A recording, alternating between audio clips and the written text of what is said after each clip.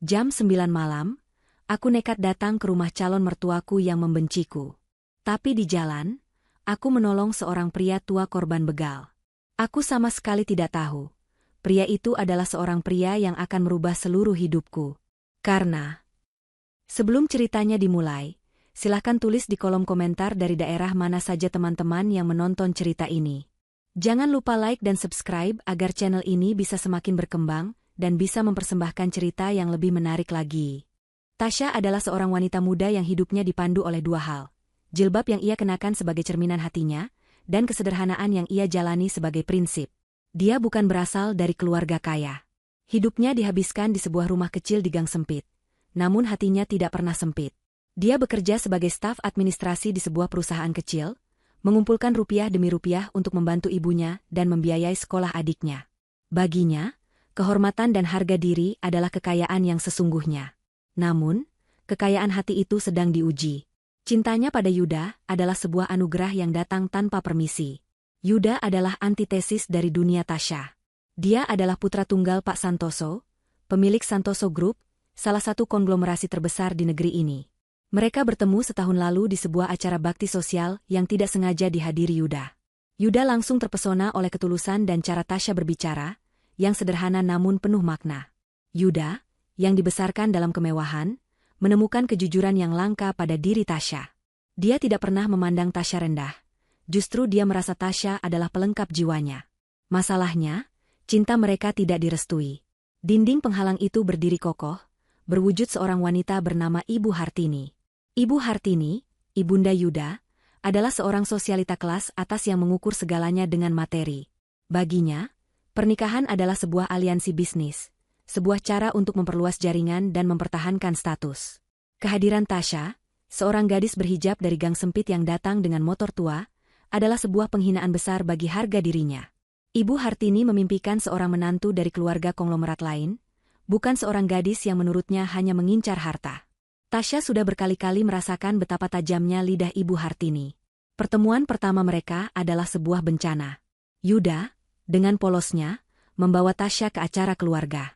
Ibu Hartini menatap Tasya dari ujung kepala hingga ujung kaki dengan tatapan dingin, lalu berbisik kepada Yuda, namun cukup keras untuk didengar Tasya, "Seleramu jatuh begitu rendah. Yuda, kamu mempermalukan ibu." Sejak saat itu, teror mental dimulai. Ibu Hartini sering menelepon Tasya, memakinya, menawarkannya uang agar menjauhi Yuda, dan mengiriminya foto-foto Yuda yang sedang dijodohkan dengan wanita lain.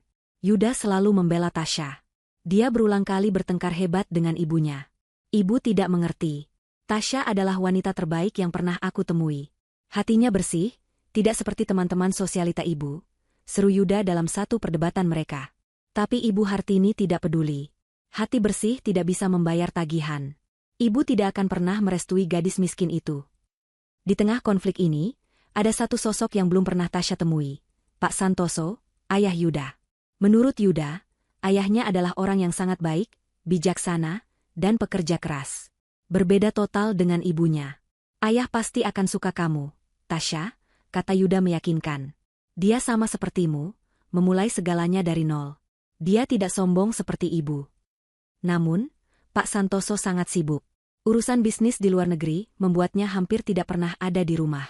Tasya hanya bisa membayangkan sosoknya, berharap suatu hari nanti Pak Santoso pulang dan menjadi sekutu bagi cinta mereka.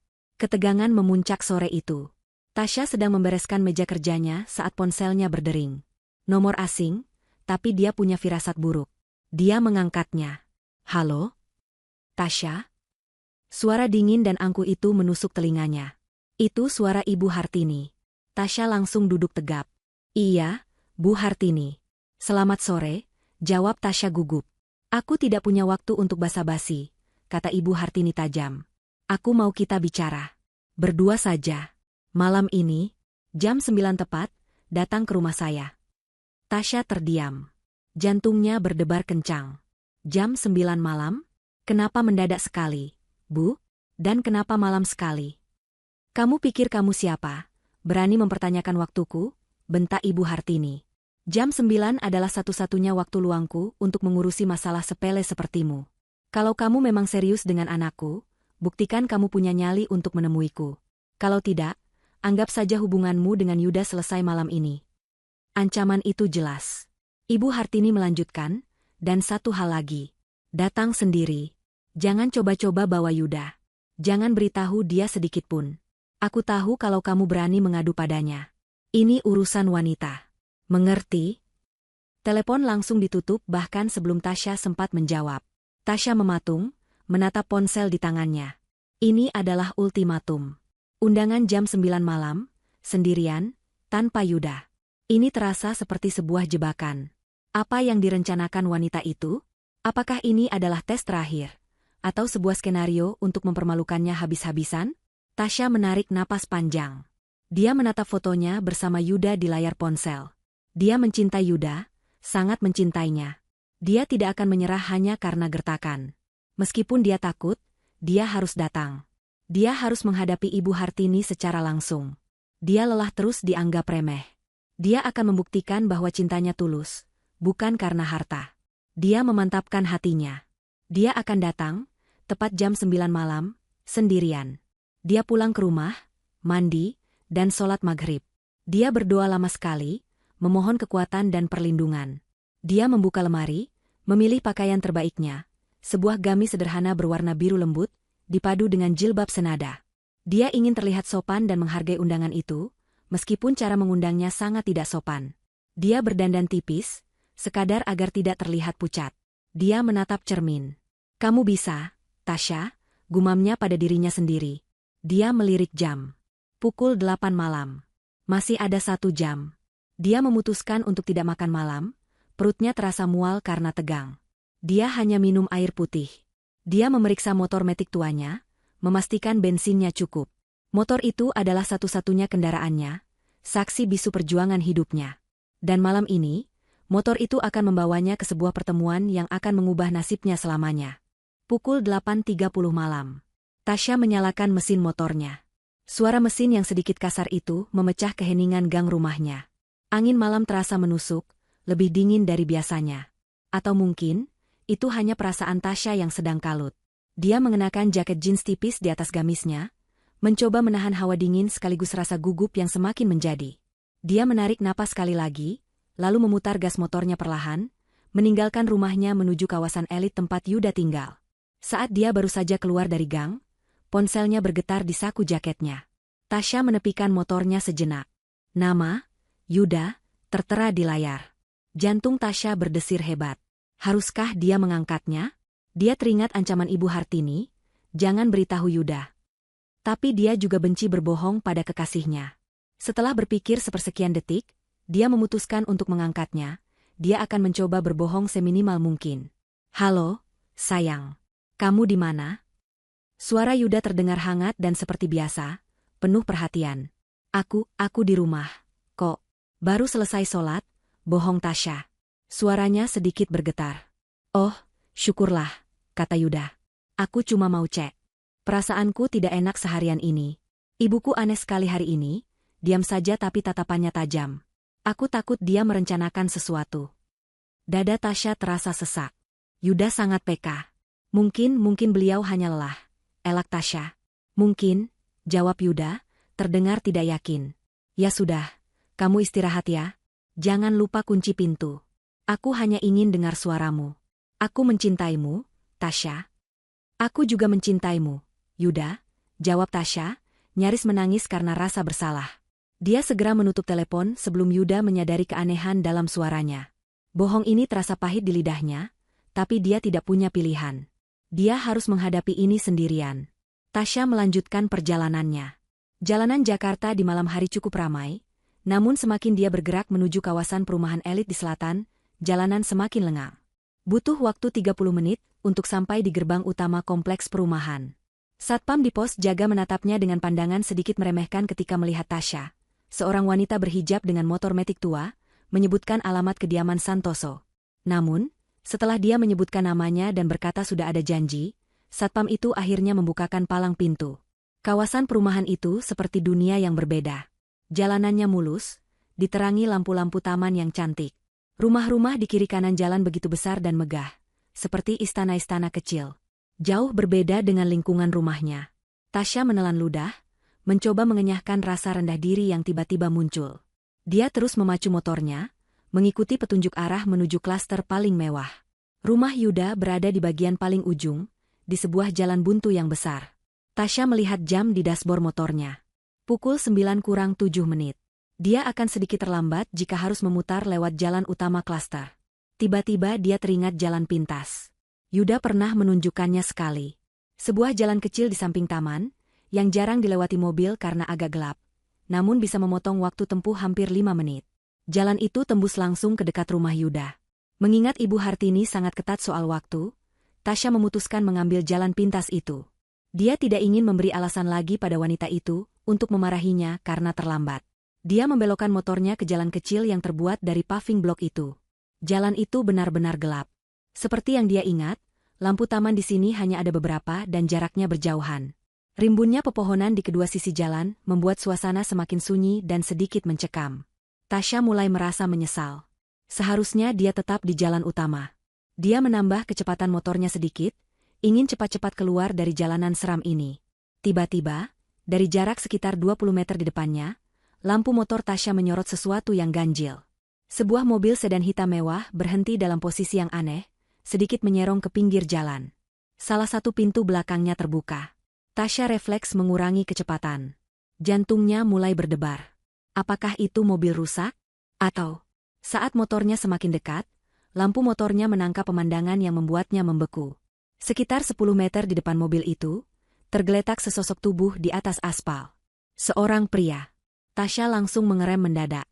Motornya berhenti hanya beberapa meter dari pria itu. Dia mematikan mesin motornya. Suasana mendadak hening. Hanya ada suara jangkrik dan deru napas Tasya yang memburu. Apa yang terjadi di sini? Perampokan? Dia mendengar suara rintihan. Tolong, tolong. Suara itu sangat lemah, penuh kesakitan. Hati nurani Tasya seketika mengalahkan rasa takutnya.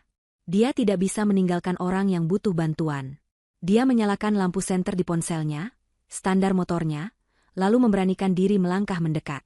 Pria itu tergeletak miring. Dia adalah seorang pria tua, mungkin berusia akhir 50-an. Dia mengenakan setelan jas yang mahal, tapi kini kotor oleh debu dan tanah. Ada luka robek di pelipis kanannya, darah segar mengalir membasahi wajah dan kemeja putihnya. Lengannya juga tampak terkilir.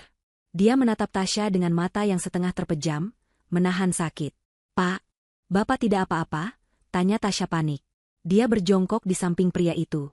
Dia tidak mengenali pria ini. Saya dirampok, diserang." Rintih pria itu. "Mereka memukul kepala saya, tas kerja saya diambil." Tasya melihat sekeliling. Jalanan itu sepi, tidak ada orang lain. Dia melihat ke mobil pria itu. Aneh. Pria itu masih memakai jam tangan mewah di pergelangan tangannya. Dompetnya juga terlihat sedikit menyembul dari saku celananya. Perampok macam apa yang hanya mengambil tas kerja dan membiarkan barang berharga lainnya? Tapi Tasya tidak punya waktu untuk menganalisis. Pria ini terluka parah. Dia butuh pertolongan medis segera. "Bapak harus ke rumah sakit," kata Tasya. Dia melihat jam di ponselnya. Pukul 9:15. Dia sudah terlambat parah untuk pertemuannya dengan Ibu Hartini. Masa bodoh, pikir Tasya. Pertemuan itu bisa menunggu. Nyawa orang ini jauh lebih penting. "Bapak bisa bangun? Saya bantu." Tasya mencoba merangkul bahu pria itu, mencoba membantunya berdiri. Tapi pria itu terlalu berat. "Arg, kaki saya tidak bisa berdiri." Erang pria itu, wajahnya pucat pasi. Tasya panik. Dia tidak mungkin mengangkat pria ini ke motornya. Dia harus mencari bantuan lain. "Tunggu di sini, Pak. Saya cari bantuan." Tasya berlari kencang ke ujung jalan pintas itu, menuju jalan raya utama kompleks. Dia berharap ada mobil patroli keamanan, atau setidaknya taksi yang lewat. Beruntung, dari kejauhan dia melihat lampu sebuah taksi. Tasya berlari ke tengah jalan, melambaikan tangannya sekuat tenaga, berteriak. Taksi itu berhenti. "Mbak, kenapa malam-malam?" "Tolong, Pak, ada yang kecelakaan. Dirampok." "Cepat," potong Tasya. Sopir taksi itu, melihat kepanikan Tasya, segera mengikutinya. Mereka berdua bergegas kembali ke tempat pria tua itu. Dengan susah payah, Tasya dan sopir taksi memapah pria itu masuk ke jok belakang taksi. "Ke rumah sakit terdekat, Pak. Yang paling dekat." "Tolong cepat," kata Tasya, suaranya bergetar. Dia ikut masuk ke taksi, duduk di samping pria itu. Motor saya, tolong tinggalkan saja dulu di sana. Nanti saya ambil. Ini darurat, kata Tasya kepada sopir taksi, yang langsung mengangguk dan tancap gas. Di dalam taksi, pria tua itu mulai kehilangan kesadaran. Tasya mengambil sapu tangan bersih dari tasnya dan menekan pelan luka di kepala pria itu, mencoba menghentikan pendarahan. Pria itu menatapnya dengan tatapan terakhir yang penuh rasa terima kasih, sebelum matanya akhirnya tertutup rapat. Dia pingsan. Tasya memegang tangannya, terus berdoa agar pria asing ini selamat. Dia sama sekali tidak tahu bahwa pria yang baru saja ia selamatkan adalah Pak Santoso, orang yang paling ia harapkan restunya. Taksi melesat membelah malam. Jantung Tasya berdebar begitu kencang seolah ingin melompat keluar dari dadanya. Di sampingnya, pria tua itu tergeletak lemah di jok belakang. Napasnya terdengar berat dan tersengal. Darah dari pelipisnya terus merembes, membasahi sapu tangan yang Tasya gunakan untuk menekannya. Jilbab biru lembut yang Tasya kenakan kini ternoda bercak merah gelap di bagian lengan, tempat ia menopang kepala pria itu saat memapahnya masuk ke taksi. Aroma anyir darah bercampur dengan wangi deterjen dari pakaiannya, sebuah kombinasi yang memuakkan. Lebih cepat, Pak, tolong, seru Tasya pada sopir taksi. Sopir itu mengangguk tegang, tangannya mencengkeram kemudi. Ya, Mbak, ini sudah paling cepat. Kita ke UGD Rumah Sakit Harapan, katanya. Matanya sesekali melirik cemas ke kaca spion tengah, melihat pemandangan di jok belakang. Tasya kembali fokus pada pria di sampingnya. Dia tidak tahu siapa pria ini, tapi rasa kemanusiaan mendorongnya melakukan segalanya. Pak, bertahan ya, Pak. Sebentar lagi kita sampai rumah sakit. Bapak akan baik-baik saja, bisik Tasya, lebih untuk menenangkan dirinya sendiri. Pria itu tidak merespon, dia sudah pingsan sempurna. 15 menit yang terasa seperti selamanya. Taksi itu akhirnya mengerem mendadak di depan lobi unit gawat darurat. Belum juga taksi berhenti total, Tasya sudah melompat keluar. Suster, tolong. Ada korban perampokan. Pendarahan di kepala, teriak Tasya ke arah pintu UGD. 2 orang perawat dan seorang petugas keamanan segera berlari keluar dengan sebuah brankar. Mereka sigap membuka pintu taksi. Tasya dan sopir taksi membantu memindahkan tubuh lemas pria itu ke atas brankar. Apa yang terjadi? Tanya seorang perawat sambil memeriksa denyut nadi pria itu saat brankar didorong masuk. Saya menemukannya di jalan, suster. Di jalan pintas kompleks. Dia bilang dia dirampok. Jelas Tasya sambil berlari kecil di samping brankar. Anda keluarganya? Tanya perawat itu lagi, nadanya datar dan efisien. Bukan. Saya tidak kenal. Saya hanya menemukannya. Brankar itu didorong melewati pintu ayun ruang UGD. Tasya dihentikan oleh seorang perawat di meja administrasi. Mbak, tolong isi formulirnya dulu. Kami butuh identitas pasien. Tapi saya tidak tahu namanya. Sus, dia pingsan, kata Tasya panik. Perawat administrasi itu menghela napas. Baik. Kalau begitu kami harus mendaftarkannya sebagai pasien tanpa identitas. Tapi kami tetap butuh penjamin. Siapa yang akan bertanggung jawab atas biayanya? Tasya membeku. Biaya? Dia menatap dompet kecil di tasnya. Di dalamnya hanya ada sisa gajinya bulan ini, yang sudah ia siapkan untuk membayar tagihan listrik dan memberi ibunya. Saya penjaminnya, kata Tasya mantap, mengabaikan keraguan di hatinya. Baik. Saya pinjam KTP Mbak, kata perawat itu. Tasya dengan tangan sedikit gemetar menyerahkan KTP-nya. Tolong selamatkan dia, sus. Masalah biaya, saya akan usahakan. Perawat itu mengambil KTP Tasya, mencatat datanya, lalu mengembalikannya. Silakan tunggu di luar. Dokter akan menanganinya. Tasya mundur, merasa gamang. Dia berdiri di koridor yang sibuk. Aroma antiseptik menusuk hidungnya. Dia melihat ke sekeliling. Orang-orang berlalu lalang dengan wajah cemas.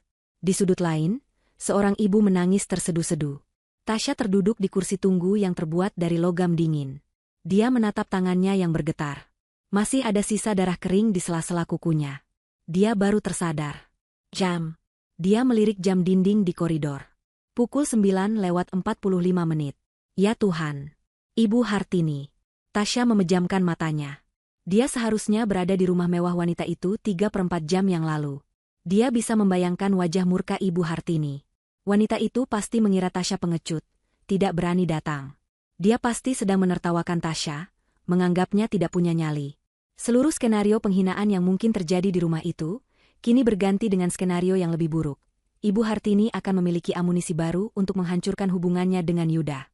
Dia akan berkata pada Yuda bahwa Tasya adalah gadis tidak bertanggung jawab, tidak bisa menepati janji, dan tidak menghargai waktu. Kepalanya pusing. Dia ingin sekali menelepon Yuda, menjelaskan semuanya. Dia merogoh tasnya, mencari ponsel. Layar ponselnya gelap. Baterainya habis. Tasya nyaris menangis. Sempurna. Dia benar-benar sendirian dalam kekacauan ini. Dia menyandarkan kepalanya ke dinding yang dingin. Apa yang harus dia lakukan? Pergi sekarang? Meninggalkan pria asing ini? Tapi bagaimana jika terjadi sesuatu? Dia adalah satu-satunya penjamin. Dia teringat motornya yang tergeletak begitu saja di jalanan gelap itu. Lamunannya buyar saat seorang perawat keluar dari ruang UGD. Mbak Tasya? Tasya langsung berdiri.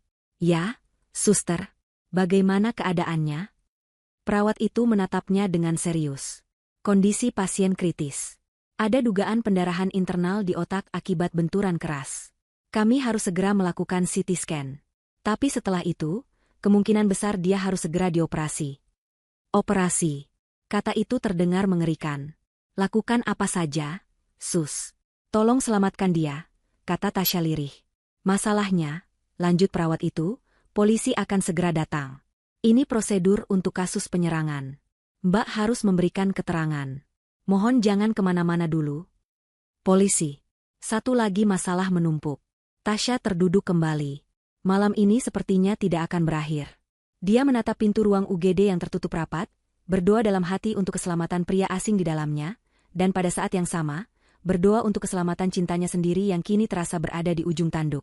Dia telah memilih menyelamatkan nyawa orang lain, tapi dia sangat takut pilihan itu harus dibayar mahal dengan kehilangan Yuda. 2 jam berlalu seperti dalam gerak lambat.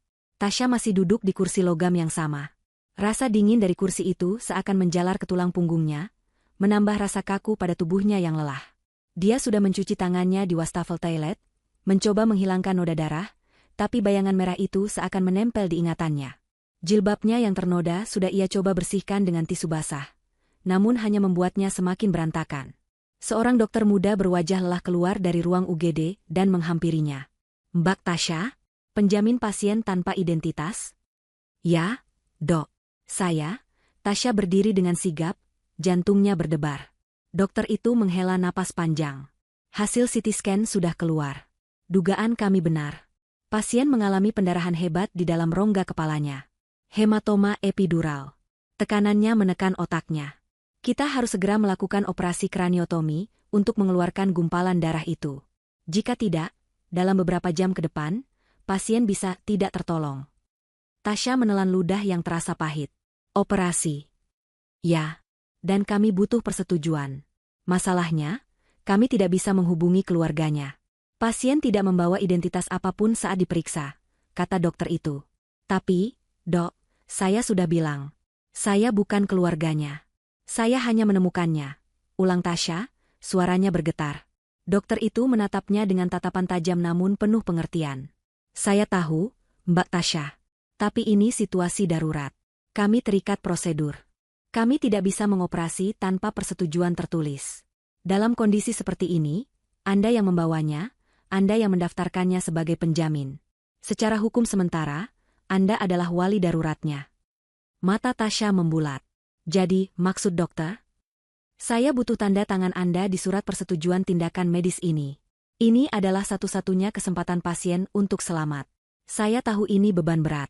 Tapi kita tidak punya waktu. Dokter itu menyodorkan selembar formulir dan sebuah pulpen. Tasya menatap kertas itu. Tangannya gemetar hebat. Menandatangani ini berarti dia bertanggung jawab atas apapun yang terjadi selama operasi. Bagaimana jika operasinya gagal? Bagaimana jika pria itu meninggal di meja operasi? Dia akan terlibat dalam masalah yang jauh lebih besar. Dia hanya seorang staf administrasi biasa. Bagaimana dia bisa mengambil keputusan hidup dan mati seseorang? Dia teringat wajah kesakitan pria itu. Rintihannya meminta tolong. Dia teringat ajaran ibunya, bahwa menolong orang tidak boleh setengah-setengah. Bismillah, gumam Tasya pelan. Dia mengambil pulpen itu dari tangan dokter. Dengan satu tarikan napas mantap, dia menandatangani formulir itu di atas nama Tasya. Terima kasih, Mbak, kata dokter itu, terlihat lega. Kami akan melakukan yang terbaik. Mohon doanya. Dokter itu segera berbalik dan menghilang di balik pintu ruang operasi. Tasya kembali terduduk. Kakinya terasa lemas. Dia baru saja membuat keputusan terbesar dalam hidupnya. Belum sempat dia mengatur napas, dua orang pria berseragam polisi menghampirinya. "Permisi, Mbak Tasya Kamila?" "Ya, Pak. Saya," jawab Tasya, suaranya serak. "Kami dari kepolisian sektor terdekat. Kami mendapat laporan dari rumah sakit mengenai pasien korban penyerangan. Kami perlu mengambil keterangan Anda sebagai saksi pertama," kata polisi yang lebih tua. Selama hampir 30 menit, Tasya menceritakan ulang kejadiannya. Di mana dia menemukan pria itu, jam berapa, bagaimana kondisinya, dan apa yang dikatakannya. Polisi yang lebih muda mencatat di buku catatan. "Jadi, Mbak tidak melihat pelaku?" "Tidak, Pak. Jalanan itu sangat sepi. Saya datang, pria itu sudah tergeletak." Polisi yang lebih tua mengangguk-angguk. "Ini kasus yang aneh," gumamnya. "Aneh bagaimana, Pak?" tanya Tasya. "Menurut laporan perawat, dompet dan jam tangan mewah korban masih utuh. Tidak ada yang diambil," kata polisi itu. "Mbak bilang korban menyebut tas kerjanya yang diambil." "Iya, Pak. Dia bilang begitu." "Ini seperti bukan perampokan biasa, Mbak. Jika ini perampokan, pasti dompet dan jam tangannya ikut diambil. Ini lebih terlihat seperti seseorang sengaja menyerangnya dan ingin mengambil sesuatu yang spesifik dari tas kerjanya. Atau, mungkin ini percobaan pembunuhan yang dibuat seolah-olah perampokan." Jantung Tasya berdesir mendengar kata, percobaan pembunuhan. Malam ini terasa semakin surreal. "Baik, Mbak. Terima kasih atas keterangannya. Ini kartu nama saya. Jika Mbak teringat hal lain, atau jika ada yang menghubungi Mbak terkait korban, segera hubungi kami," kata polisi itu. Setelah polisi pergi, Tasya kembali sendirian. Jam dinding menunjukkan pukul 1 dini hari. Lampu operasi di atas pintu ruang bedah masih menyala merah. Dia lelah, lapar, dan kedinginan. Dia menyandarkan kepalanya di dinding, dan tanpa sadar, tertidur dalam posisi duduk yang tidak nyaman. Dia terbangun karena sentuhan lembut di bahunya. Seorang perawat tersenyum padanya. "Mbak Tasya." Tasya langsung terlonjak. Bingung. "Ya, Sus? Bagaimana operasinya?" Pria itu. "Operasinya berjalan lancar," kata perawat itu. "Dokter berhasil menghentikan pendarahannya. Pasien sekarang dipindahkan ke ruang ICU untuk observasi intensif. Dia belum sadar, tapi kondisinya sudah stabil." Air mata lega menggenang di pelupuk mata Tasya. "Alhamdulillah. Mbak sudah melakukan hal yang hebat malam ini," kata perawat itu tulus. "Sebaiknya Mbak pulang dan beristirahat. Biar kami yang menjaga pasien. Ini KTP Mbak." "Oh ya, ini, ada sedikit noda. Maaf." Perawat itu mengembalikan KTP Tasya. Tasya menerimanya.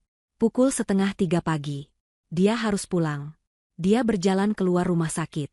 Udara dini hari terasa menusuk. Dia harus mengambil motornya. Dia memesan ojek online, menumpang mengisi daya ponselnya sebentar di pos satpam rumah sakit hanya untuk bisa memesan. Ojek itu mengantarnya kembali ke jalan pintas yang gelap.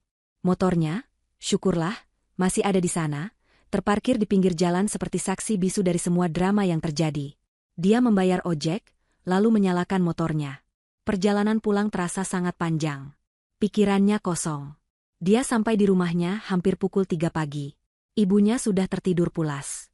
Dia masuk ke kamarnya pelan-pelan, tidak ingin membangunkan siapapun. Dia melempar tasnya ke lantai dan merebahkan dirinya di kasur, masih dengan pakaian yang ia kenakan. Dia terlalu lelah untuk berganti baju. Dia lelah secara fisik, mental, dan emosional. Dia telah menyelamatkan nyawa seorang pria asing, berurusan dengan polisi, dan mengambil keputusan operasi yang mengerikan. Saat itulah dia teringat ponselnya. Dia meraih tasnya, mengambil ponsel yang sudah sedikit terisi daya tadi. Dia menyalakannya. Begitu ponsel itu hidup, layarnya langsung dibanjiri notifikasi. Jantungnya mencelus. 20 panggilan tak terjawab dari Yuda. 15 panggilan tak terjawab dari Ibu Hartini. Matanya terpaku pada deretan panggilan tak terjawab itu, rasa takut yang baru dan lebih dingin menjalari tubuhnya. Lalu, sebuah notifikasi pesan baru muncul di bagian paling atas layar. Dari Ibu Hartini. Tasya membukanya dengan tangan gemetar.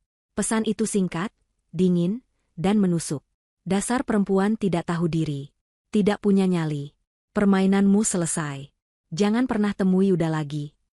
Tasya terbangun dengan kaget. Suara adzan subuh samar-samar terdengar dari masjid di ujung gang. Badannya terasa remuk redam, setiap sendi di tubuhnya menjerit sakit. Dia tertidur hanya sekitar 1 jam, masih dalam balutan gamis dan jilbab yang kotor, yang kini sudah mengering kaku dengan noda darah pria asing itu. Kepalanya pusing luar biasa, campuran antara kelelahan, kurang tidur, dan stres yang memuncak. Dia meraih ponselnya di lantai. Layarnya menyala, dan pesan singkat dari Ibu Hartini kembali terpampang di sana, seperti sebuah vonis yang tidak bisa diganggu-gugat. Permainanmu selesai. Jangan pernah temui Yuda lagi. Pesan itu, dibaca dalam keheningan pagi buta, terasa 100 kali lebih menyakitkan. Kepanikan dingin menjalari perutnya. Apa yang harus dia lakukan? Apa Ibu Hartini sudah menelepon Yuda? Apa yang wanita itu katakan pada anaknya? Pasti Ibu Hartini memutarbalikkan fakta, mengatakan bahwa Tasya adalah pengecut yang tidak berani menepati janji. Dada Tasya terasa sesak.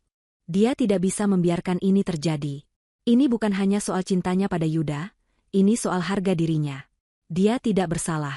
Dia melakukan hal yang benar semalam.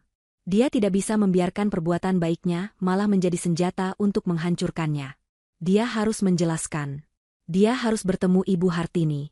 Atau setidaknya, dia harus bicara pada Yuda. Dia mencoba menelepon Yuda. Panggilan pertama, nada sambung. Panggilan kedua, nada sambung.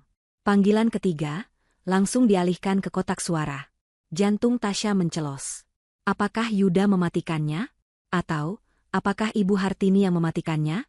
Dia bergegas bangun. Dia tidak bisa menunggu. Dia harus pergi ke rumah itu sekarang juga. Dia harus meluruskan semuanya. Dia mandi secepat kilat, air dingin itu sedikit membantu menjernihkan kepalanya yang pusing. Dia menggosok kulitnya kuat-kuat, seolah ingin menghilangkan jejak malam yang mengerikan itu. Saat dia keluar dari kamar mandi, ibunya sudah terbangun, sedang menyiapkan sarapan sederhana di dapur.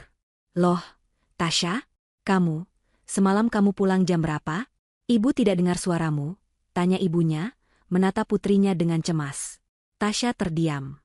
Dia melihat ke kamar mandi, ke gamis birunya yang teronggok di keranjang cucian kotor, noda darah itu terlihat jelas. Ibunya pasti akan melihatnya.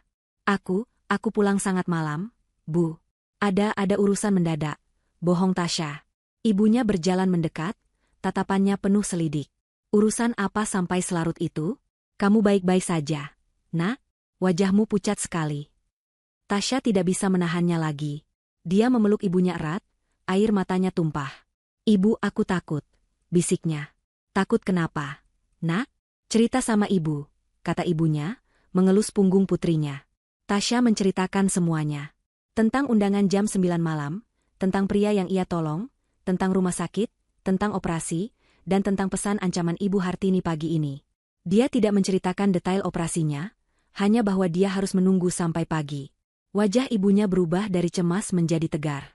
Ibunya melepaskan pelukan mereka, memegang kedua bahu Tasya. Dengarkan ibu, Tasya. Kamu tidak melakukan kesalahan apapun. Kamu menyelamatkan nyawa orang. Itu perbuatan mulia. Kalau mereka, orang-orang kaya itu, tidak bisa melihatnya, itu masalah mereka, bukan masalahmu. Tapi Ibu Hartini akan memfitnahku di depan Yuda, Bu. Dia akan bilang aku pembohong, isak Tasya. Maka kamu harus katakan yang sejujurnya, kata ibunya tegas. Sekarang, pakai baju yang rapi. Sarapan sedikit. Lalu temui mereka. Kalau Yuda benar-benar mencintaimu, dia akan percaya padamu, bukan pada ibunya. Dan kalaupun dia tidak percaya, berarti dia memang bukan laki-laki yang pantas untukmu. Nasihat ibunya seperti suntikan kekuatan. Tasya menghapus air matanya. Ibunya benar. Dia tidak boleh lari. Dia harus menghadapi ini. Dia memakai pakaian terbaiknya yang lain, sebuah gamis polos berwarna krem dan jilbab senada. Dia berdandan tipis agar tidak terlihat menyedihkan.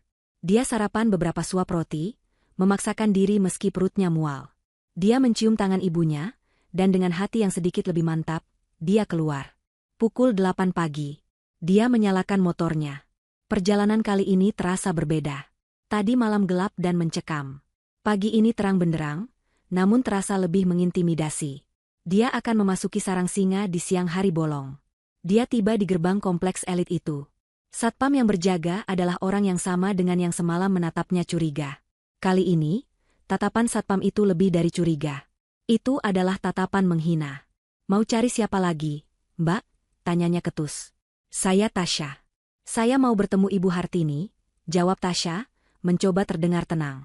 Satpam itu tertawa kecil. Oh, Mbak Tasya yang semalam ditungguin sampai malam, ya? Yang tidak jadi datang? Wajah Tasya memerah. Jadi Ibu Hartini sudah menyebarkan ceritanya. Tolong sampaikan, saya mau bertemu, pinta Tasya. Satpam itu mengangkat gagang interkom, berbicara dengan nada malas.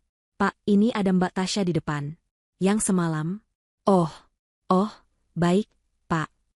Satpam itu menutup interkom, lalu menatap Tasya. Ibu Hartini sedang sarapan. Beliau tidak bisa diganggu. Saya akan tunggu, kata Tasya tegas. Ya, silakan tunggu. Tapi di luar gerbang, kata Satpam itu. Perintahnya, Anda tidak boleh masuk.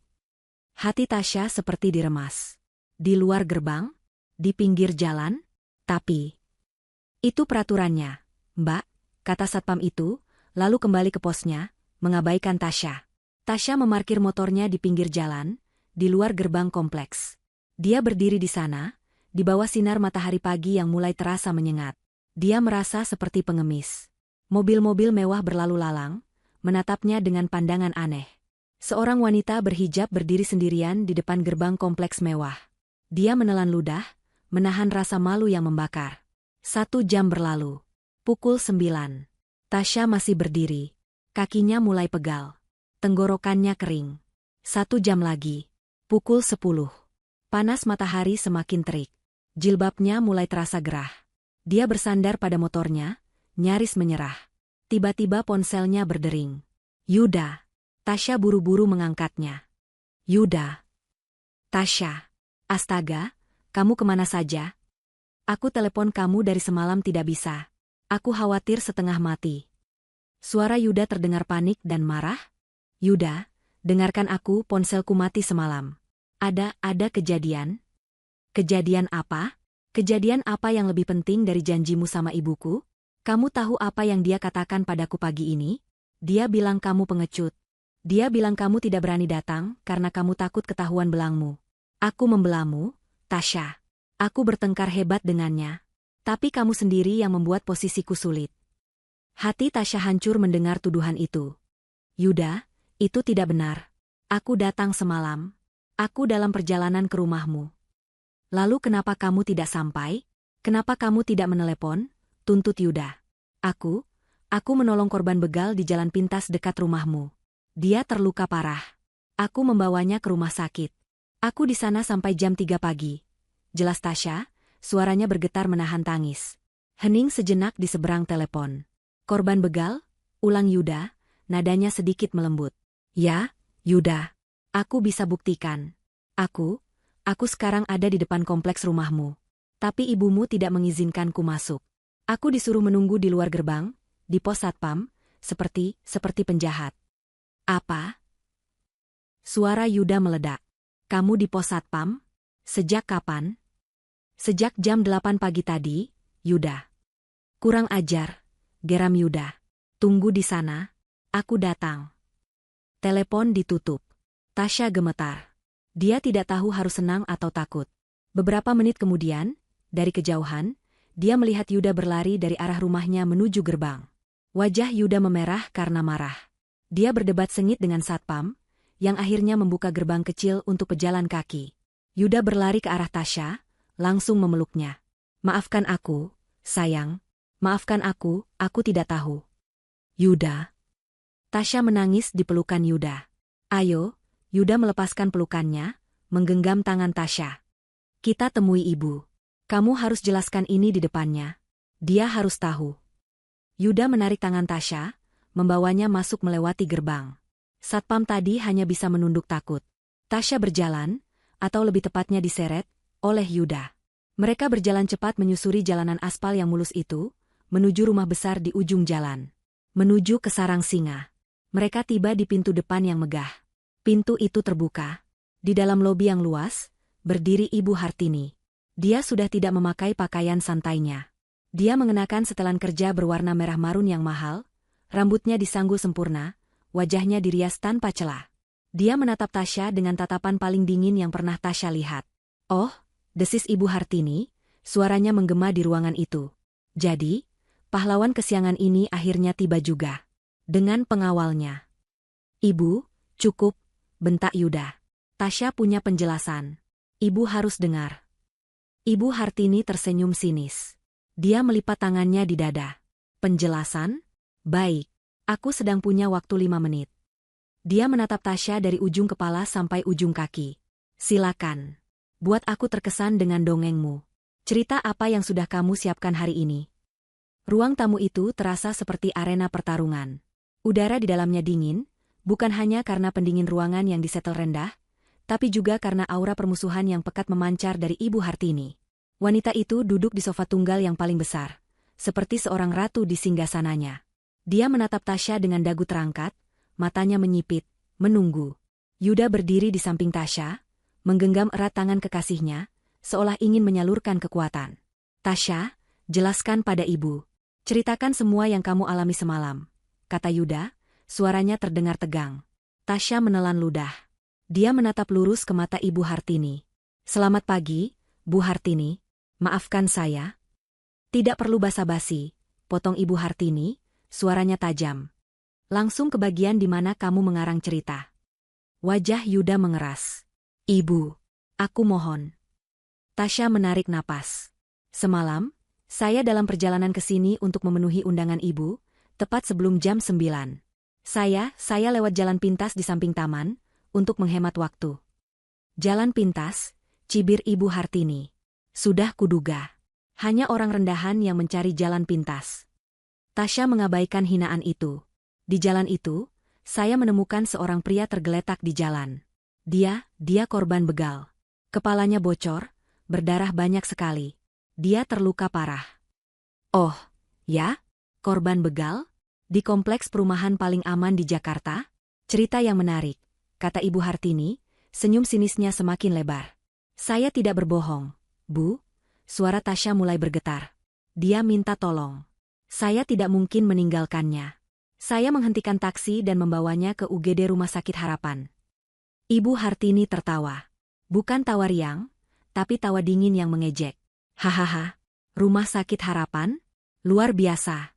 Kamu sudah menyiapkan alibimu dengan sangat detail, ya? Kamu pikir aku bodoh? Kamu pikir aku akan percaya cerita sinetron murahan seperti itu?" "Itu bukan cerita," seru Tasya, air matanya mulai menggenang. "Saya di sana sampai jam 3 pagi. Pria itu harus dioperasi. Pendarahan di otak. Saya bahkan harus menandatangani surat persetujuan operasinya, karena dia tidak membawa identitas dan saya yang membawanya." "Luar biasa." Ibu Hartini bertepuk tangan pelan, sarkasmenya begitu kental. "Jadi sekarang kamu bukan cuma pacar anakku, kamu juga seorang pahlawan? Seorang wali darurat? Kamu sungguh multitalenta, Tasya. Aktingmu hebat sekali." "Ibu." Yuda tidak tahan lagi. "Kenapa ibu jahat sekali? Kenapa ibu tidak bisa percaya? Lihat Tasya. Dia kelelahan. Dia ketakutan." "Aku jahat?" Ibu Hartini berdiri. Dia berjalan mendekati Tasya, menatapnya tajam, hanya berjarak 1 jengkal. Tasya bisa mencium aroma parfum mahal yang memabukkan. "Kamu tahu apa yang jahat, Yuda? Yang jahat adalah perempuan ini. Dia memanipulasimu. Dia tahu dia tidak pantas untukmu. Dia tahu semalam aku akan mengakhiri sandiwara ini. Dia takut. Jadi dia sengaja tidak datang. Dan sekarang dia datang dengan cerita sedih ini, berakting sebagai korban, sebagai pahlawan, agar kamu semakin kasihan padanya." "Tidak. Itu tidak benar." Tangis Tasya akhirnya pecah. Dia tidak menyangka Ibu Hartini bisa sekejam ini, memutarbalikkan fakta semudah itu. "Oh, ya? Mana buktinya?" tantang Ibu Hartini. "Mana pria yang kamu tolong itu? Mana dokter yang kamu temui? Kamu punya apa? 0, 0. Kamu hanya punya air mata buaya." Saya bisa telepon rumah sakit." Tasya merogoh tasnya, mencari ponsel. Saya punya." Dia teringat. Pakaiannya yang bernoda darah. "Baju saya, Bu. Baju yang saya pakai semalam. Penuh darah pria itu. Ada di rumah saya." "Baju penuh darah." Ibu Hartini menaikkan satu alisnya. "Gampang sekali. Kamu bisa saja menyiramnya dengan saus tomat. Atau mungkin kamu terluka saat jatuh dari motor bututmu itu? Aku tidak peduli dengan dongengmu. Ibu Hartini kembali ke mejanya, membuka laci, dan mengeluarkan sesuatu. Sebuah buku cek dan pulpen. Dia menulis beberapa angka dengan cepat, merobek lembaran cek itu, lalu berjalan kembali ke arah Tasya. Dia melemparkan cek itu ke atas meja kopi di depan Tasya. Cek itu mendarat dengan ringan di atas permukaan kaca. Apa ini, Bu? Tanya Yuda, suaranya serak. Itu, kata Ibu Hartini, adalah harga untuk sebuah cerita yang bagus. Sekaligus ongkos diam. Tasya menunduk. Dia bisa membaca angka yang tertulis di sana. 1 miliar rupiah. Mata Tasya membulat. Perutnya mual. Ambil itu, Tasya, kata Ibu Hartini, suaranya kini tenang namun mematikan. Anggap itu sebagai upahmu. Upah karena sudah berakting dengan baik. Upah untuk korban begal, imajinasimu itu. Dan upah untukmu, agar kamu pergi sejauh mungkin dari kehidupan anakku. Ambil uang itu, dan jangan pernah muncul lagi di depan kami. Ini adalah penghinaan tertinggi. Seluruh tubuh Tasya bergetar hebat. Ibu Hartini tidak hanya menghina cintanya, dia tidak hanya menuduhnya pembohong. Dia baru saja menampar wajah Tasya dengan uang, menganggap perbuatan tulusnya menyelamatkan nyawa orang lain hanya seharga 1 miliar rupiah. Ibu. Yuda terdengar putus asa. Ibu sudah gila. Tasya mengangkat wajahnya. Air mata mengalir deras di pipinya. Dia menatap cek itu, lalu menatap Ibu Hartini. Dia menemukan sisa-sisa kekuatan terakhirnya. Saya tidak butuh uang Ibu, kata Tasya, suaranya bergetar namun jelas. Oh, jangan munafik. Semua orang sepertimu butuh uang, desis Ibu Hartini. Saya mungkin miskin, Bu Hartini, lanjut Tasya. Saya mungkin tidak punya apa-apa dibandingkan Ibu. Tapi saya punya sesuatu yang Ibu tidak punya. Apa itu? Kebodohan? Harga diri, jawab Tasya. Cinta saya tidak bisa dibeli. Ketulusan saya tidak bisa Ibu nilai dengan uang.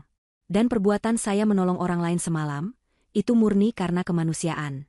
Ibu boleh menghina saya. Ibu boleh menuduh saya pembohong. Tapi saya tidak akan pernah mengambil uang itu.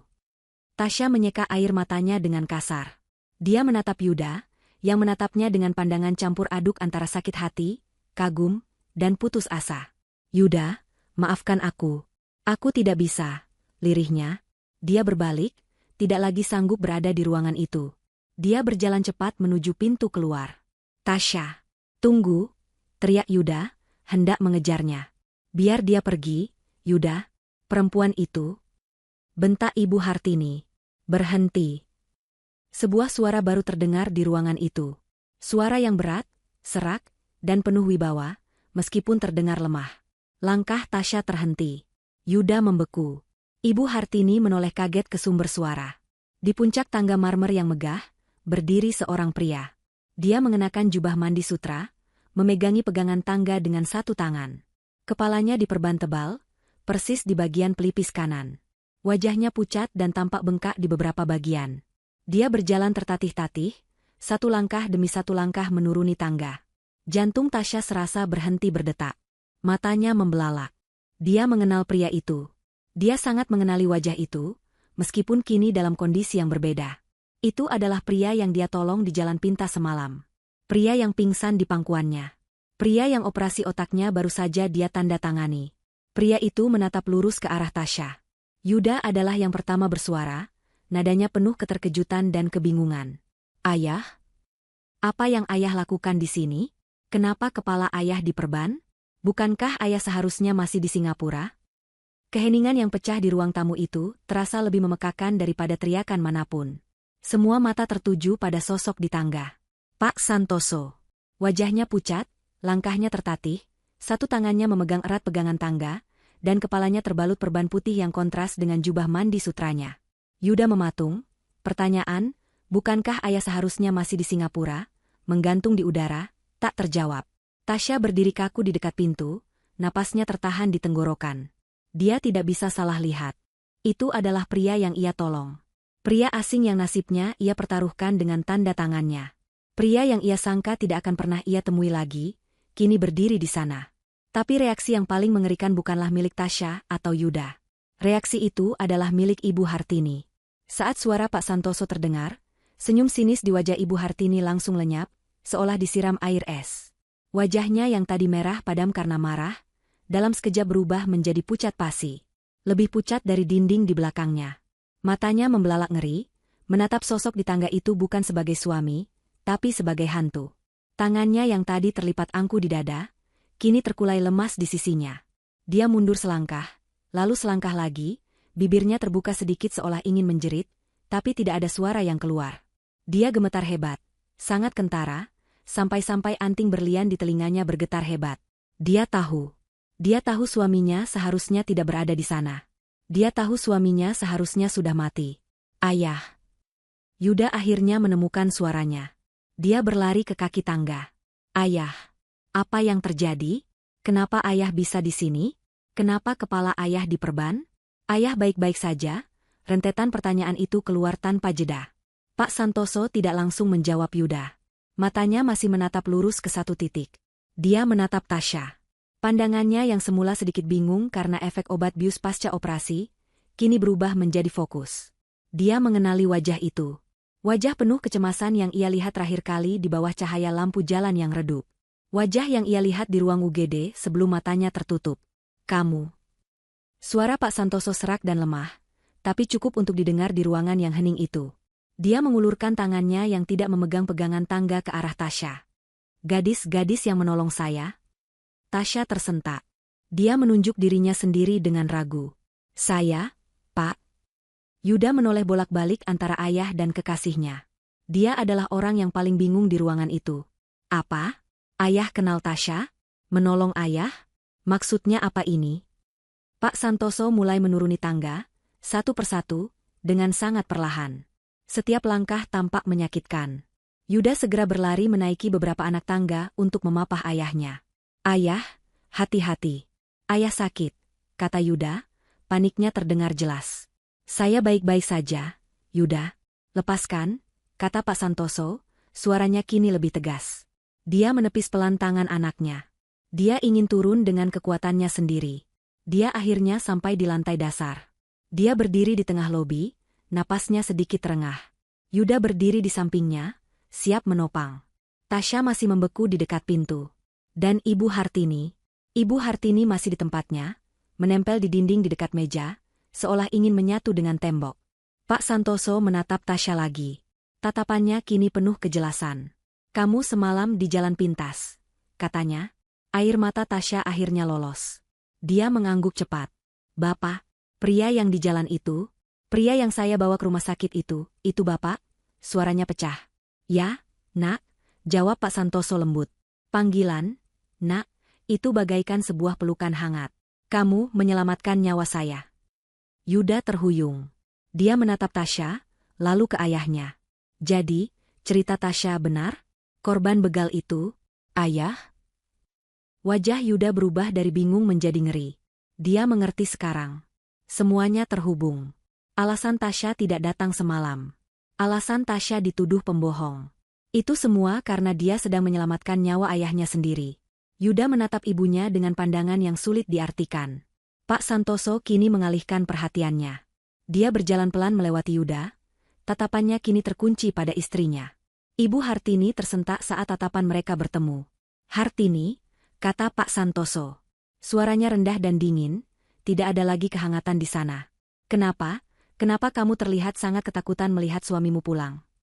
Mas Santoso aku. Ibu Hartini tergagap. Dia tidak bisa merangkai kata. Aku kaget. Kaget melihatmu luka. Kaget melihatku luka? Atau kaget melihatku hidup? Tanya Pak Santoso, setiap katanya seperti sebuah tamparan. Apa maksudmu, Mas? Tentu saja aku. Cukup, bentak Pak Santoso, suaranya tiba-tiba menggelegar, membuat semua orang terkejut. Dia meringis sedikit, memegangi kepalanya yang berdenyut. Saya pulang diam-diam dari Singapura. Saya sengaja tidak memberitahumu. Saya ingin memberimu kejutan. Saya ingin membicarakan sesuatu. Dia berhenti sejenak, mengatur napas. Tapi sepertinya saya yang mendapat kejutan. Kejutan yang sangat hebat. Dia menceritakan kejadiannya. Saya mendarat semalam. Saya menyetir sendiri dari bandara. Saya ingin segera sampai rumah. Saya lewat jalan pintas. Tiba-tiba mobil saya dipepet. 2 orang, mereka memecahkan kaca. Menyeret saya keluar. Mereka memukuli saya. Mereka mengambil tas kerja saya. Dia menatap tajam ke arah istrinya. Hanya tas kerja saya, Hartini. Dompet saya, jam tangan saya, semua masih ada. Aneh, bukan? Begal macam apa itu? Ibu Hartini tidak menjawab. Dia hanya menggelengkan kepalanya pelan, air matanya mulai mengalir, tapi itu bukan air mata kesedihan. Itu air mata ketakutan. Pak Santoso kembali menatap Tasya. Wajahnya melembut lagi. Saya pikir saya akan mati di sana. Di jalanan yang gelap itu. Saya sudah pasrah. Tapi, Tuhan mengirimkan malaikat penolong. Dia tersenyum lemah pada Tasya. Seorang gadis muda berhijab. Dia tidak takut. Dia berhenti. Dia memapah saya. Dia membawa saya ke rumah sakit.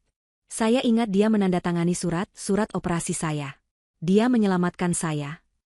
Pak Santoso kini menatap Yuda. Dan kamu, nak, kamu beruntung. Kamu mendapatkan wanita paling berani dan paling tulus di dunia ini. Yuda menatap Tasya, matanya berkaca-kaca. Tasya, maafkan aku.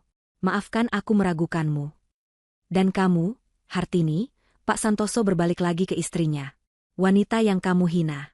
Wanita yang kamu usir. Wanita yang kamu lempar dengan cek ini. Dia melihat cek di atas meja kopi. Adalah orang yang sama. Ibu Hartini ambruk. Dia jatuh terduduk di lantai, tangisnya meledak. Tidak, tidak mungkin. Kamu seharusnya. Dia menghentikan kata-katanya. Tapi sudah terlambat. Mata Pak Santoso menyipit. Seharusnya apa, Hartini? Tanyanya, suaranya sangat berbahaya. Seharusnya aku apa? Seharusnya aku mati? Ibu Hartini hanya menangis histeris, menggeleng-gelengkan kepalanya tanpa bisa berkata-kata. Dia tahu semuanya sudah berakhir. Rencananya tidak hanya gagal.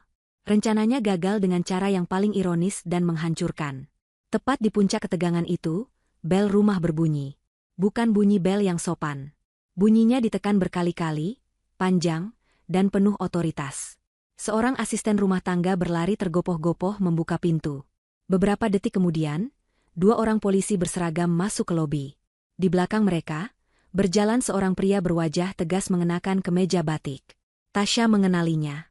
Itu adalah detektif yang semalam mengambil keterangannya di rumah sakit. Detektif itu menatap sekeliling ruangan. Dia melihat Pak Santoso yang diperban, Yuda yang kebingungan, Tasya yang ketakutan, dan terakhir, Ibu Hartini yang terduduk menangis di lantai. Detektif itu mengangguk singkat. Selamat pagi. Maaf mengganggu waktu sarapan Anda. Dia berjalan mendekat ke arah Ibu Hartini. Ibu Hartini Santoso. Ibu Hartini mendongak. Wajahnya basah oleh air mata dan ketakutan. Detektif itu mengeluarkan sebuah surat dari sakunya. Kami di sini untuk menjemput Anda. Anda ditahan atas dugaan perencanaan pembunuhan berencana terhadap suami Anda, Bapak Santoso. Suara detektif itu, kita sebut saja Detektif Bintoro, terdengar tenang dan profesional. Namun kata-katanya menghantam ruang tamu itu seperti bom. Perencanaan pembunuhan berencana. 2 kata itu menggema, jauh lebih mengerikan daripada begal atau perampokan. Apa? Yuda adalah yang pertama bereaksi. Dia melesat maju, berdiri di antara detektif dan ibunya. Bapak jangan sembarangan bicara. Ini tidak mungkin. Ini pasti salah paham. Ayah, bilang pada mereka, Ayah, ini tidak mungkin. Mata Yuda beralih dari detektif ke ayahnya, mencari pembelaan. Tapi Pak Santoso hanya berdiri diam. Wajahnya kaku, matanya terpejam sejenak, seolah sedang menyerap rasa sakit dari kenyataan pahit itu. Dia tidak membantah. Dia tidak membela istrinya. Dalam diamnya, Yuda menemukan jawaban yang paling ia takuti. Detektif Bintoro menatap Yuda dengan tenang. Bapak Yuda, mohon jangan halangi tugas kami. Kami tidak akan bertindak tanpa bukti kuat. Kami sudah menangkap kedua pelaku penyerangan terhadap Bapak Santoso. Lalu apa hubungannya dengan ibu saya? Tuntut Yuda, suaranya serak. Kedua pelaku sudah mengaku. Lanjut Detektif Bintoro, suaranya tidak bergetar sedikitpun. Mereka mengaku bahwa mereka bukan begal biasa. Mereka adalah pembunuh bayaran. Tasya menutup mulutnya dengan kedua tangan. Dia gemetar. Jadi firasat polisi semalam benar. Ini bukan perampokan. Dia tidak hanya menyelamatkan korban perampokan. Dia telah menyelamatkan seseorang dari percobaan pembunuhan. Dan mereka mengaku, Detektif Bintoro melanjutkan, menatap lurus ke arah Ibu Hartini yang kini sudah berhenti menangis dan hanya menatap lantai dengan pandangan kosong, bahwa orang yang menyewa mereka, yang memberi mereka foto Bapak Santoso, jadwal penerbangannya, dan rute jalan pintas yang biasa beliau ambil, adalah Ibu Hartini Santoso. Tidak, jerit Yuda. Itu bohong. Mereka pasti bohong. Ibuku tidak mungkin melakukan itu. Ibu. Bilang sama mereka kalau itu bohong. Ibu. Yuda mengguncang-guncang bahu ibunya, tapi Ibu Hartini hanya terkulai lemas, seperti boneka kain yang putus talinya. Kami juga sudah melacak riwayat transfer bank, tambah detektif itu. Ada aliran dana dalam jumlah besar dari rekening pribadi Ibu Hartini ke rekening salah satu pelaku, yang ditransfer 3 hari lalu. Tepat sebelum Bapak Santoso dijadwalkan pulang. Setiap kata adalah paku yang menancap di peti mati Ibu Hartini. Tidak ada lagi jalan keluar. Tidak ada lagi alibi. Pak Santoso akhirnya membuka matanya. Dia berjalan pelan, tertatih, melewati Yuda. Dia berjongkok di depan istrinya. Dia menatap wanita yang telah hidup bersamanya selama 30 tahun itu. Kenapa, Hartini? Suaranya serak, penuh luka. Hanya itu yang ingin aku tahu. Kenapa? Ibu Hartini mengangkat wajahnya. Matanya merah dan bengkak. Tapi kini tatapan kosongnya hilang, digantikan oleh kebencian yang murni. Kenapa? Desisnya. Kamu tanya kenapa, Mas? Dia tertawa, tawa yang kering dan sumbang. Karena kamu pelit. Kamu punya segalanya, tapi kamu mengaturnya seperti diktator. Aku istrimu. Aku berhak atas setengah dari hartamu. Tapi kamu selalu mengontrol setiap sen yang aku keluarkan. Aku mengontrol karena kamu boros. Balas Pak Santoso, suaranya meninggi. Boros? Aku menjaga citra keluarga ini. Dan kamu? Ibu Hartini meludah. Kamu bahkan berencana mengubah surat kuasa aset. Aku dengar percakapanmu di telepon dengan pengacaramu. Kamu mau memberikan semuanya pada anak harammu di luar sana, kan? Yuda tersentak. Anak haram? Apa maksud ibu? Pak Santoso memejamkan matanya. Bukan anak haram. Dia menatap istrinya. Saya memang berencana mengubahnya. Saya ingin memberikan sebagian besar aset perusahaan langsung atas nama Yuda. Dan sebagian lagi, untuk dana amal. Bukan untukmu, Hartini. Karena aku tahu, jika aku mati, kamu akan menghabiskan semuanya dalam setahun. Kenyataan itu menghantam Ibu Hartini. Jadi motifnya bahkan salah. Dan tas kerja itu. Lanjut Pak Santoso, isinya adalah dokumen asli surat kuasa yang baru. Yang belum sempat aku tanda tangani. Itukah yang kamu cari? Ibu Hartini tidak menjawab. Detektif Bintoro memberi isyarat kepada 2 petugas berseragam. Silakan, bawa Ibu Hartini ke kantor. Kedua petugas itu maju. Saat itulah Ibu Hartini sadar apa yang terjadi. Dia mulai meronta. Tidak. Lepaskan aku. Jangan sentuh aku. Mas Santoso, tolong aku. Yuda. Aku ibumu, Yuda. Tolong ibumu. Yuda berdiri mematung, air mata mengalir di pipinya. Dia terbelah antara rasa cintanya sebagai anak dan kengerian atas perbuatan ibunya. Dia tidak bisa bergerak. Petugas polisi memegang lengan Ibu Hartini, membantunya berdiri, dan mulai memborgol tangannya di depan. Tidak. Lepaskan. Ibu Hartini menjerit. Saat tangannya diborgol, saat bunyi, klik, dari borgol itu terdengar, kewarasan Ibu Hartini sepertinya ikut retak. Dia berhenti meronta. Dia menoleh perlahan, matanya yang liar mencari satu sasaran. Dia tidak menatap suaminya. Dia tidak menatap anaknya. Dia menatap Tasya. Tasya mundur selangkah, menabrak dinding. Ibu Hartini menyeringai, sebuah seringai mengerikan yang sama sekali tidak terlihat seperti senyuman. Kamu, desisnya. Dia melompat maju, sejauh yang borgol itu izinkan, membuat polisi terkejut. Ini semua salahmu, jeritnya pada Tasya. Ibu, teriak Yuda. Gara-gara kamu, gadis sialan. Gara-gara kamu ikut campur. Raung Ibu Hartini, wajahnya hanya berjarak 1 meter dari Tasya. Seharusnya kamu tidak menolongnya. Seharusnya kamu biarkan saja dia mati di jalanan gelap itu.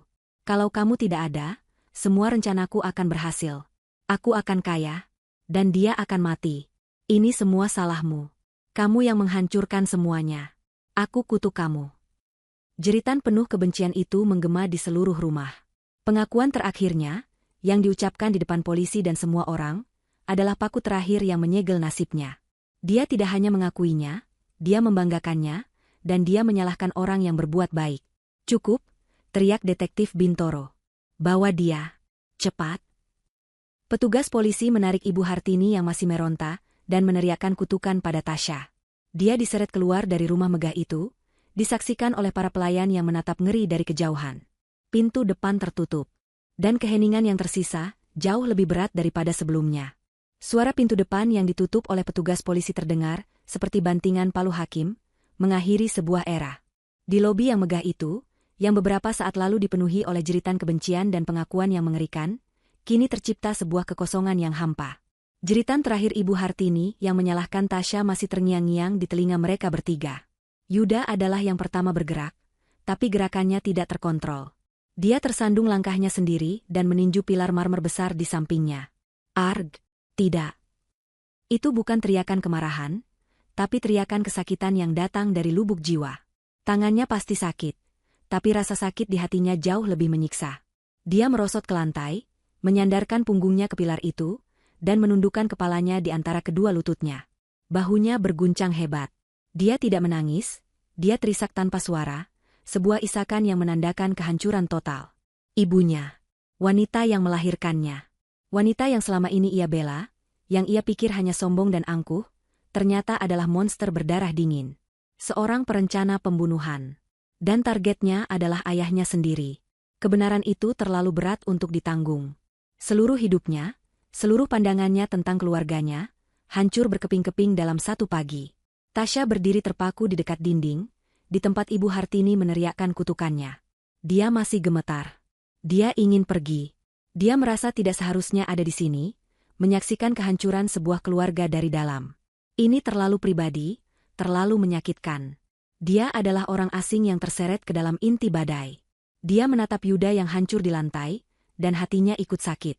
Dia ingin menghiburnya, tapi dia tidak tahu harus bagaimana. Di sisi lain ruangan, Pak Santoso berdiri terdiam, menatap pintu yang baru saja tertutup. Wajahnya adalah topeng yang sulit dibaca. Dia tidak menangis. Dia tidak berteriak. Dia hanya berdiri, seolah-olah seluruh kekuatan di tubuhnya telah terkuras habis, hanya menyisakan cangkang kosong. Beban dari operasi otak, ditambah beban pengkhianatan istrinya, adalah kombinasi yang mematikan. "Ayah." Yuda akhirnya bersuara, suaranya serak dan pecah. "Ayah, apa yang ibu katakan tentang anak itu benar?" Pertanyaan itu menggantung di udara. Yuda mengangkat wajahnya. Matanya merah dan bengkak, mencari secercah kebenaran di tengah lautan kebohongan. Pak Santoso menoleh perlahan. Dia berjalan tertatih-tatih, mengabaikan rasa sakit di kepalanya. Dia tidak menghampiri Yuda. Dia berjalan ke sofa, dan tubuhnya ambruk di atas kain beludru yang mahal itu. Dia memegangi perban di kepalanya, napasnya memburu. "Ayah." Yuda dan Tasya berteriak hampir bersamaan. Keduanya berlari menghampiri Pak Santoso. Yuda berlutut di depan ayahnya, sementara Tasya berdiri di sampingnya dengan cemas. "Bapak tidak apa-apa? Bapak butuh minum? Atau panggil dokter?" tanya Tasya panik. Pak Santoso mengangkat tangannya, memberi isyarat agar mereka tenang. Saya tidak apa-apa," katanya terengah. "Hanya pusing sedikit. Efek obatnya dan..." Dia tidak perlu melanjutkan. Dan syok. Dia menatap Yuda. "Tidak ada anak haram, Yuda. Itu hanya imajinasi ibumu." Dia menghela napas panjang. "Memang benar, ada seorang anak. Anak dari sopir pribadiku yang sudah lama meninggal. Dia anak yang cerdas. Aku menyekolahkannya. Aku berencana memberinya beasiswa penuh dari dana perusahaan. Ibumu melihat kedekatanku dengannya, dan pikirannya yang sudah dipenuhi kecurigaan, menciptakan ceritanya sendiri. Dia pikir aku akan memberikan hartaku pada anak haram." Pak Santoso terkekeh, sebuah tawa pahit. Ironis. Dia menuduhku akan memberikan harta pada anak orang lain, padahal dia sendiri yang mencoba merampas semuanya. Yuda menunduk. Satu lagi kebohongan ibunya terungkap. Tatapan Pak Santoso lalu beralih ke meja kopi di depannya. Di atas permukaan kaca yang mengkilap, tergeletak selembar kertas biru. Cek 1 miliar rupiah. Simbol penghinaan terakhir dari Ibu Hartini. Dengan tangan yang sedikit bergetar, Pak Santoso meraih cek itu. Dia menatap angka-angka yang tertulis di sana. Dia mencoba menilaimu dengan ini, katanya pelan, menatap Tasya. Dia pikir harga dirimu, ketulusanmu, nyawaku semuanya bisa dibeli. Tasya hanya bisa menunduk. Pak Santoso memegang cek itu dengan kedua tangannya. Lalu, dengan sisa tenaga yang ia punya, dia merobeknya. Sekali, 2 kali, 3 kali. Dia merobeknya menjadi serpihan-serpihan kecil yang tidak mungkin disatukan lagi. Dia melemparkan potongan-potongan kertas itu ke lantai, seperti membuang sampah. Itu, kata Pak Santoso, adalah nilai sebenarnya dari uang itu. Sampah. Tindakan itu seolah melepaskan sisa ketegangan di ruangan itu. Pak Santoso bersandar di sofa, matanya terpejam. Kini giliran Yuda. Dia bangkit dari posisinya yang berlutut. Dia berdiri di depan Tasya. Wajahnya masih basah oleh air mata, tapi tatapannya kini jernih. Dia menatap Tasya seolah baru pertama kali melihatnya. Tasya. Suaranya bergetar. Tasya mendongak, matanya ikut berkaca-kaca. Aku. Yuda menelan ludah, mencari kata yang tepat. Aku minta maaf. Kata, maaf, rasanya tidak cukup. Kata itu terlalu kecil untuk semua yang terjadi. Dia meraih kedua tangan Tasya. Tangan Tasya terasa dingin. Aku minta maaf karena aku sempat meragukanmu. Aku minta maaf karena aku meneleponmu pagi ini dengan kemarahan. Aku minta maaf karena aku bagian dari keluarga ini. Aku minta maaf karena ibuku. Dia tidak sanggup melanjutkannya. Yuda, kamu tidak salah, bisik Tasya. Aku salah, potong Yuda. Aku salah karena aku buta. Aku salah karena aku tidak melindungimu dari dia. Aku selalu tahu ibu sombong. Aku tahu dia meremehkanmu. Tapi aku tidak pernah tahu, aku tidak pernah menyangka dia bisa sejahat ini. Dia menatap mata Tasya dalam-dalam. Semalam, kamu menyelamatkan nyawa ayahku. Kamu mempertaruhkan keselamatanmu. Kamu menghadapi semuanya sendirian di rumah sakit. Kamu menandatangani surat operasi. Kamu melakukan semua itu, sementara aku tertidur di kamarku, marah karena kamu tidak datang. Rasa bersalah dalam suara Yuda begitu kental. Dan pagi ini, lanjutnya, dia menghinamu. Dia menuduhmu. Dan aku hanya bisa berteriak. Seharusnya aku langsung mengusirmu pergi dari sini, menjauhkanmu dari racun ini. Aku tidak apa-apa, kata Tasya, mencoba tegar. Kamu tidak baik-baik saja, Tasya. Lihat dirimu. Kamu kelelahan. Kamu ketakutan. Kamu baru saja diancam dan dikutuk oleh ibuku sendiri di depan polisi. Tidak ada yang baik-baik saja. Yuda menarik Tasya ke dalam pelukannya. Dia memeluknya erat, seolah takut Tasya akan menghilang. Maafkan aku, Tasya. Maafkan aku. Mulai sekarang aku bersumpah, aku akan melindungimu. Aku tidak akan membiarkan siapapun menyakitimu lagi. Tidak akan pernah. Tasya akhirnya membalas pelukan itu. Dia menangis di dada Yuda. Bukan lagi tangis ketakutan, tapi tangis kelegaan. Dia tidak lagi sendirian. Yuda ada di pihaknya. Dari sofa, Pak Santoso membuka matanya. Dia menyaksikan pemandangan itu dengan senyum tipis yang lelah.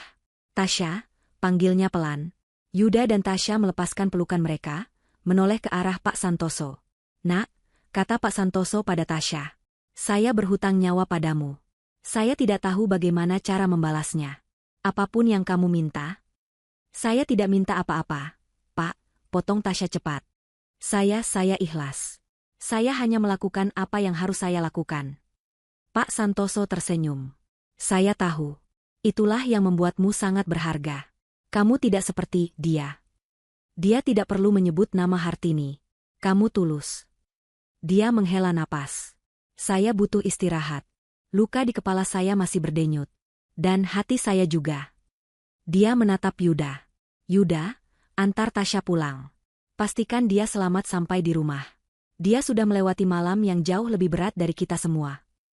Yuda mengangguk. Baik, ayah. Dan Tasya, Pak Santoso menatapnya lagi, matanya kini serius. Pulanglah.